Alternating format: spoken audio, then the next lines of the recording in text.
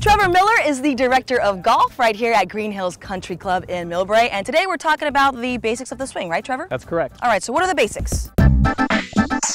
Two very important things. We're going to talk about the grip and how to grip it correctly, and we're going to talk about transferring our weight from our backside to our front side. All right, show me how to do it. All right. Starting off with the grip. For the right-handed player, the most important thing is the left hand goes on top. We want to leave a little bit of space at the top. We don't want to grip on the end like that, and we don't want to choke down too much. You'll see some players that choke down, but it's okay. But the main thing with this left hand is it wants to rest in the fingertips, not in the palms. And then the really important thing with this left thumb is it goes straight down the shaft, because what that's going to do when we get up to the top of the swing, that's going to sort of provide a shelf for us so that club doesn't go bouncing around. The right hand, again, it's going to rest in the fingertips. We want it to be sort of in the fingertips, not down in our palms.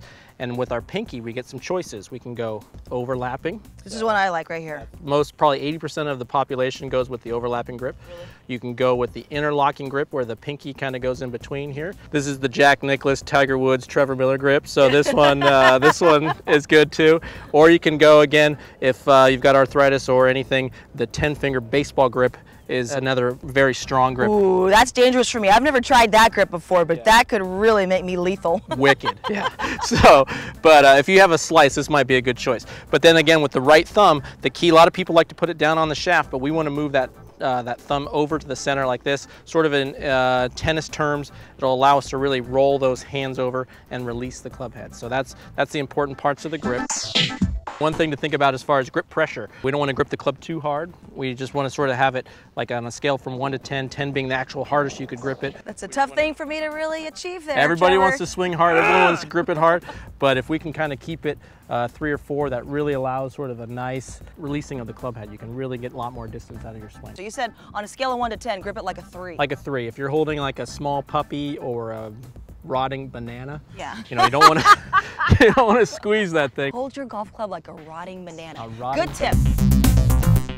Every ball sport, golf is one of these ball sports, it's going to have a transfer of our weight from our backside to our front side. So if you think about, you know, a pitcher in baseball, he pushes off of the mound and he gets that weight transferred over. You think about a football, you know, Joe Montana puts back, throws the ball this way. Joe Montana, I know Joe Montana. Even Does our, he golf? He does.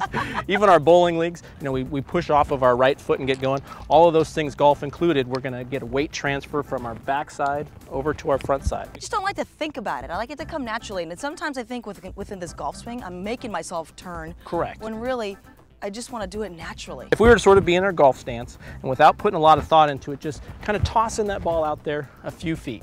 Go ahead and perfect. Now, what you did right there was an excellent golf swing because, again, without thinking about it, you turned your hips, you finished with your hands up a little bit high, and the most important thing is that right foot turned. If you look at a guy that's struggling with his game and he finishes and swings like this, probably not going to go very well. You know, when they get their weight going forward, that ball will automatically go straight. You'll get a lot more power. Okay, you just make it look so easy. Let's see. Don't even think about it.